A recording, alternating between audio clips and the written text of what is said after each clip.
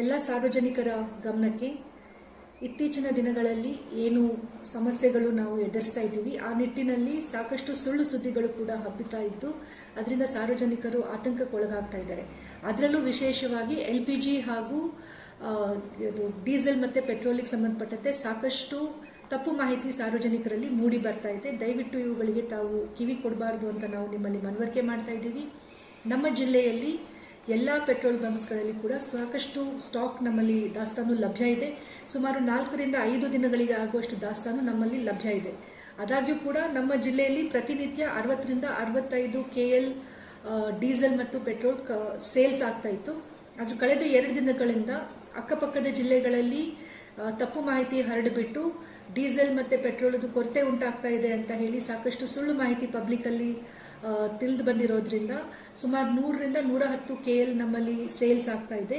ಯಾರು ಕೂಡ ಸಾರ್ವಜನಿಕರು ಆತಂಕಕ್ಕೆ ಒಳಗಾಗಬಾರ್ದು.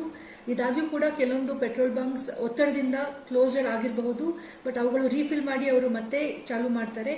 ಸೊ ದಯವಿಟ್ಟು ಯಾರು ಆತಂಕಕ್ಕೆ ಒಳಗಾಗಿ ಪೆಟ್ರೋಲ್ ಮತ್ತು ಡೀಸೆಲ್ಗಾಗಿ ಕ್ಯೂ ಮಾಡಿಕೊಂಡು ಪೆಟ್ರೋಲ್ ಬಂಕ್ಸ್ಗಳಲ್ಲಿ ಹೋಗಬೇಡಿ. ಮತ್ತು ಸಾಕಷ್ಟು ಸ್ಟಾಕ್ ಲಭ್ಯ ಇದೆ. ಸ್ಟಾಕ್ ಕಡಿಮೆ ಆಗ್ತಿರೋ ಹಾಗೆ IOCL, BPCL ಮತ್ತು HPCL ಅವರು ಅದನ್ನು ಮತ್ತೆ ಪೂರೈಸ್ತಾರೆ. ಸೊ ದಯವಿಟ್ಟು ಯಾರು ಆತಂಕಕ್ಕೆ ಒಳಗಾಗೋದು ಬೇಡ. ಮುಂದುವರೆದು ಗ್ಯಾಸ್ ಸಿಲಿಂಡರ್ಗೂ ಸಂಬಂಧಪಟ್ಟಂತೆ ನಮ್ಮ ಜಿಲ್ಲೆಯಲ್ಲಿ ಸಾಕಷ್ಟು ಸ್ಟಾಕ್ ಲಭ್ಯ ಇದೆ. ಪ್ರತಿನಿತ್ಯ ನಾವು ಸುಮಾರು 10,000ದಷ್ಟು ಸಿಲಿಂಡರ್ಸ್ಗಳನ್ನು ಸೇಲ್ಸ್ ಮಾಡಲಾಗ್ತಾ ಇದೆ. ನಮ್ಮ ಜಿಲ್ಲೆಯಲ್ಲಿ ಡೊಮೆಸ್ಟಿಕ್ 10,000 ಆಗ್ತಾ ಇದೆ ಮತ್ತು ನಮ್ಮ ಏನು ಕಮರ್ಷಿಯಲ್ ಸಿಲಿಂಡರ್ಸ್ ಇದೆ ಸುಮಾರು 800 ಸಿಲಿಂಡರ್ಸ್ ಅಷ್ಟು ನಾವು ಸೇಲ್ಸನ್ನು ಮಾಡ್ತಾ ಇದ್ದೀವಿ.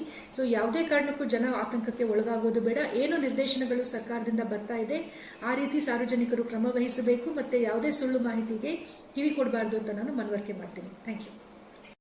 ಡೀಸೆಲ್, ಪೆಟ್ರೋಲ್ ಅಥವಾ LPGಗೆ ಸಂಬಂಧಪಟ್ಟಂತೆ ಯಾರಾದರೂ ತಪ್ಪು ಮಾಹಿತಿಯನ್ನು ಅಥವಾ ಸುಳ್ಳು ಮಾಹಿತಿಯನ್ನು ಹರಡಲಿಕ್ಕೆ ಅವಕಾಶ ಮಾಡಿಕೊಟ್ಟಲ್ಲಿ ಅಂಥವ್ರ ಮೇಲೆ ಸೂಕ್ತವಾದಂತಹ ಮತ್ತು ಕಾನೂನಿನಲ್ಲಿ ಕಠಿಣ ಕ್ರಮವನ್ನು ನಾವು ಜರುಗಿಸಲಿಕ್ಕೆ SP ಅವರು ಹಾಗೂ ಪೊಲೀಸ್ ಕಮಿಷನರ್ ಅವರು ಕ್ರಮ ವಹಿಸಲಿಕ್ಕೆ ಎಲ್ಲ ಸಿದ್ಧತೆಗಳನ್ನು ಮಾಡಿಕೊಂಡಿದ್ದಾರೆ.